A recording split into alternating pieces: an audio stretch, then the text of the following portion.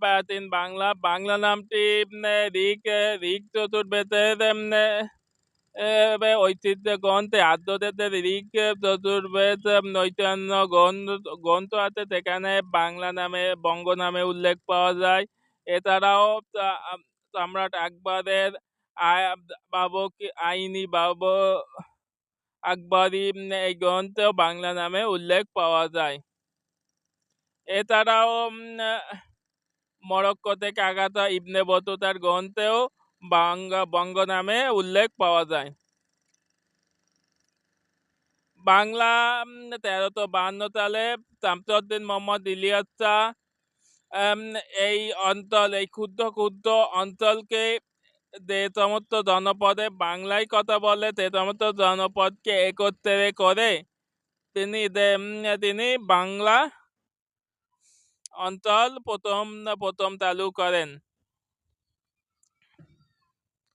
বাংলাদেশ নামটি কবি সুকান্তের কবিতাতেই আমরা পাই। এছাড়াও বিভিন্ন সময়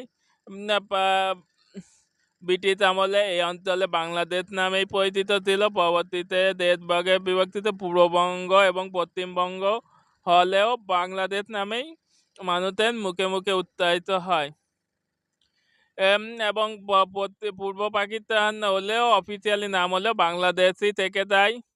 এবং পরবর্তীতে অস্থায়ী সরকারের এখানে হোসেন শহীদ ষষ্ঠ মৃত্যুবার্ষিকীকে বঙ্গবন্ধু বাংলা পূর্ব পাকিস্তান নাম না বলে তিনি বাংলাদেশ নাম বলেন।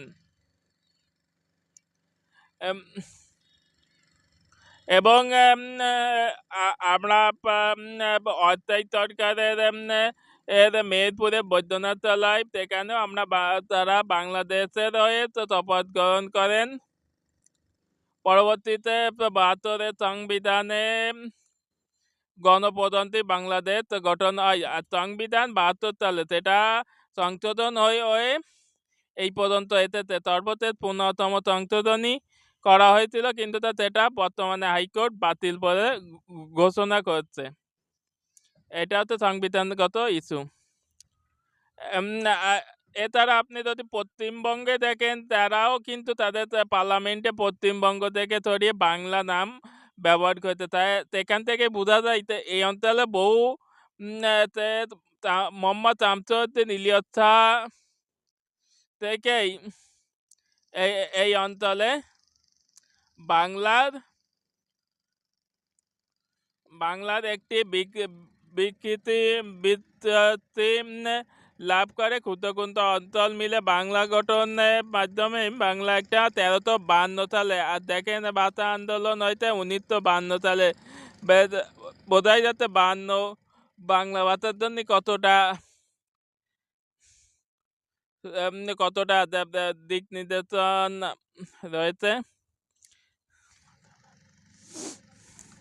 সবাইকে এই পর্যন্ত এই ছিল আমাদের বাংলা জনপদের প্রাচীন ইতিহাস।